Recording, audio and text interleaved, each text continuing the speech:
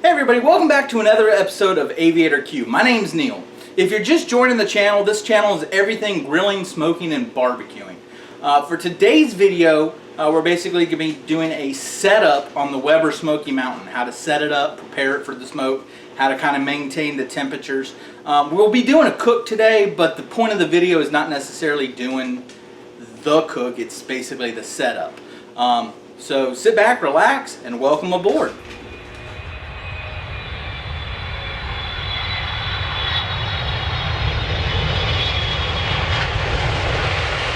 Alright everybody, welcome back. So, in the past couple videos, I've been doing a lot of smoking on the Weber kettle. I think I've done one or two on the Weber Smokey Mountain, and I just kind of greased through what I actually was doing. So today's video is going to be a little bit more detailed, in depth, show you basically what I'm doing, how I'm setting it up. One of the last videos we did was basically how to start smoking on your Weber kettle like it's your first smoke. This will be a continuation, like the next step up. If you guys don't know what the Weber Smokey Mountain is, it's a vertical smoker. It's a water smoker, meaning there's a water pan in to help keep moisture and regulate temperature. When I decided that I wanted to get into smoking, I did a lot of research and everything, and a lot of reviews came back that this was a great beginner smoker. It was forgiving, it was consistent, the price point was very, very good for something that you could take a gamble. If you don't like smoking, you weren't really out all that much. But it was a great introduction. I love it. I'm very happy with it. Getting to the point where I'm ready to upgrade again, get to something a little different. But it's a great, if you're just new to the Weber Smokey Mountain or you're looking for your first smoker, guys, this is an awesome smoker. Just good all around, very forgiving, very good at teaching, but not so hard that you'll ruin meat a lot of times. So let's go outside, let's check it out, and like I said, just gonna be a down and dirty, and just the setup, nothing really more on the cooking. So welcome back outside. So on the right is the Weber Smokey Mountain, the 22-inch version. I've set it next to the Weber kettle, just that's a 22-inch kettle, just for comparison. The bottom section, it comes in threes. The bottom section is kind of where the intermediate area houses one grate and the water pan, and then there's a top grate right below the dome. We'll break it apart and kind of explore each section individual. I do apologize if there's a little bit of wind on the audio. It's about the second day. It's still technically summer, but man, it is beautiful out here. Feels like it's starting to get a little bit towards fall, but there's a little bit of a breeze blowing, and doing my best to block it out. But if it's a little bit of a wind, I do apologize. So here's the Weber Smokey Mountain all split up. The middle section is basically where the coal goes. It's got three vents.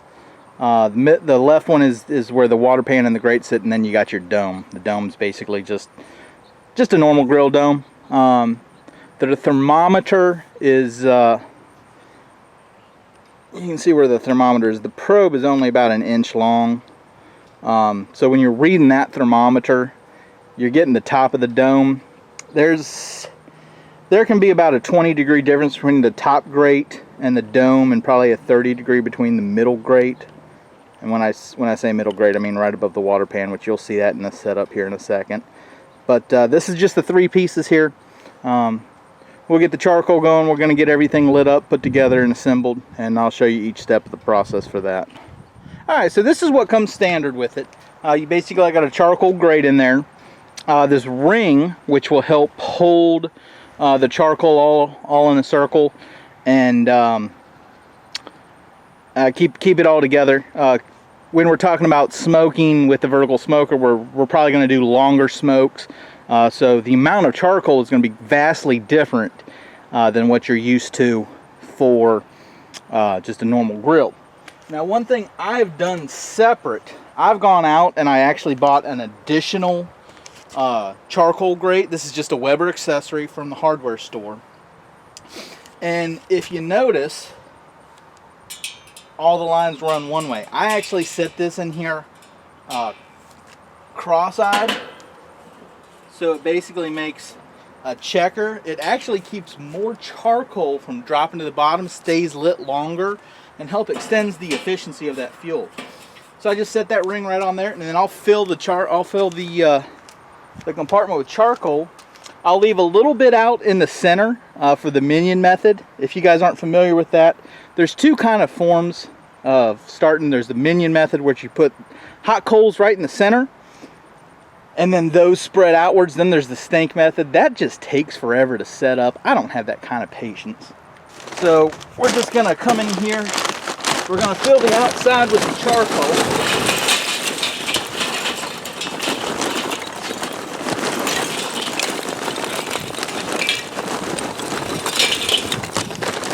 We're going to dig out a little hole in the center, like that. Pick up the pieces that fell out the side. Those won't lit if they're not on the outside. And then we'll light some charcoal, put that right there, put some wood on it. We'll show you that once we get the coals lit, and be right back. Okay guys, so the vents are wide open. The charcoal's lit and heating up. We're using hickory today. I just placed 2 chunks. Now, I don't know if you can see it, but there are 3 vents located here, here, and here. I like to place my chunks right opposite of the vents. That way the airflow will help get everything going. Now, the third, I'm going to wait to place. This little donut hole here. That's where we're going to put the hot lit charcoal. And then I'm going to place the other one like pretty much half on, half off the lit. So we get instant smoke, and then as the fire and charcoal lights, it'll light the other. So it's basically extending the life of our smoke. Waiting on the rest of the charcoal to heat up. We'll get that on here in a minute. In the meantime, we're just going to set this. I'm not going to set that there, but we're just going to hold it right there. In the meantime, let's check out the middle section, what we can be doing while the charcoal lights. Alright guys, so this is the middle section. It's pretty much, this part is just a cylinder. It has places for your water pan, which is right here. That water pan will sit on four pegs just like that. There's a place for a grate to go right above the water pan, and then the final grate sits right there. Now, one of the really good things about the Weber Smokey Mountain 22, I don't know if you guys can see it, but that grate is pretty nasty from my last cook. I don't know if I just forgot to clean it or it just didn't get hot and crusty, but the way I clean a grill is with heat. Heat it up, burn all the charcoal stuff off, and scrape it. Well, the Weber Smokey Mountain never really gets that hot because I'm always smoking with it. But since it's a 22-inch, this top ring fits the kettle. So I'm just going to swap my grates with a grate that I've already cleaned from the last time I grilled. The bottom's a little crusty, but we're not cooking on the bottom. The top's scraped and pretty clean and already seasoned. So that's a benefit of going with the 22 versus the other sizes. Charcoal's still heating up. A few more minutes and we'll be ready to go. One more thing I wanted to show you guys, since I was talking earlier about the difference between the temperature on the dome versus the grate. What I like to do is I like to run a grate temperature. And if you notice over here on the side, there's a rubber gasket right here. That's for your temperature probes. So what I like to do before I get the charcoal on, I like to run it through. That way I'm not doing this once there's smoke rolling and heat. And I'll just kind of like half them, hang them off the side. That way I can lift them and put them on. Now if you notice, I've also got no water in the water pan yet. I like to do that after I assemble it. I'm always afraid that I'm going to slosh it around and dump water on my just lit charcoal. So everything's ready. We're just waiting on the last of the charcoal. We'll throw that in when we're ready. Alright guys, it's that time. It's that charcoal adding time. Charcoal is pretty much lit. I'm just going to grab about a half a chimney here from a charcoal chimney. If you don't know what I'm talking about, you can check out the video where we talk about using a chimney to light it. Gonna kind of set that there, push it right in the center. Gonna grab my chunk of wood over here. I'm gonna set that right about halfway on the lit stuff. Half off, it's gonna instantly start to give me some smoke. I'm gonna come on here, I'm gonna set the middle section on. Now, I always put the door to the back of the wind in case I have to add anything later on. If you notice the way I've actually taken time to put, the vents are here and on a 3, the wind is actually coming right here, so I'm actually catching a little bit of wind. If it was super windy, I'd probably turn it where it wasn't catching the wind. But just that, and then we've got, gonna fill the water pan up about halfway, 3/4 of the way, depending on the length of the stick. Get the grate on, and then attach the probe, and that's pretty much all it is, guys. We'll do that. All 3 vents are wide open, and they're gonna stay wide open until she comes up to temp. Once she comes about to our target temp, we'll start closing that down, and we'll show you that process once she starts coming up to temperature. But for now, I'm gonna cut. My hose is kind of on its last leg. I'm gonna have to redneckify it and pinch it and get the water in because my spigot's all messed up. But we'll add the water. You guys don't need to see me fill a pan, but we'll get that going, get the temperature going, and then we'll show you once we start climbing on the temperature.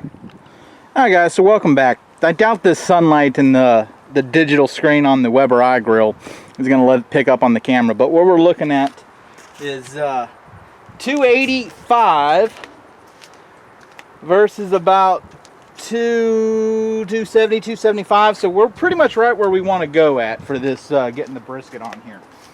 So what I'm going to do, I'm going to take just a little charcoal poker, and I'm going to go to each one of the charcoal, to the vents, and I'm going to close it down. Let me see if I can't get this off the stand here and show you. Alright guys, so this is the vents. If you notice, right there is the gap.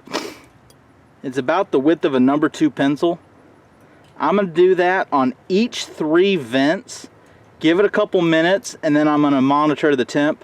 If she's still climbing or getting hotter, I'll go to a 1/4, and if it's still climbing, I might shut 1 down, 2 down, depending on what you need. Different types of weather require different types of vent positions. Windy days might require you to dampen them down a little bit, but we're just going to close them off, monitor the temperature. Once we're convinced that it's going to hold, we're going to get the meat on there, and you just kind of play with the vents. The top vent is 100% open, and I just control the temperature with these bottom 3 grates. Alright guys, so that's the quick down and dirty for the Weber Smokey Mountain initial setup. I didn't go super detailed, just basically the basic setup. This is how you get it going. Once you get one, if you're looking at a smoker and the Weber Smokey Mountain is kind of what you're thinking about doing, it's a great smoker. It's very easy to learn on, lets you really cut your teeth in the smoking world. What I was briefly saying right there at the end of outside, different kind of weather conditions will change temperature. You just learn your pit.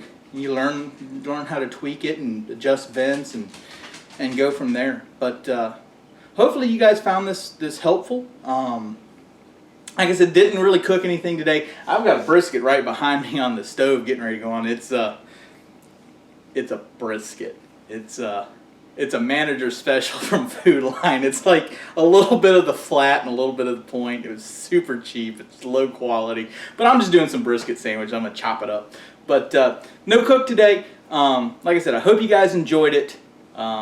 If you have any specific questions that I didn't address or that I haven't kind of covered in a different video, feel free to drop a comment below. I'll get back to you as soon as I can. Appreciate all your comments and questions. And hope you guys have a great rest of your day. We'll have new videos coming out momentarily. We're actually doing the beef jerky video that's going to be coming out shortly after this today. Doing kind of 2 videos at once. But hope you guys have a great rest of your day. Hope you guys are enjoying the content. Enjoy making the videos as much as you guys hopefully enjoy watching them.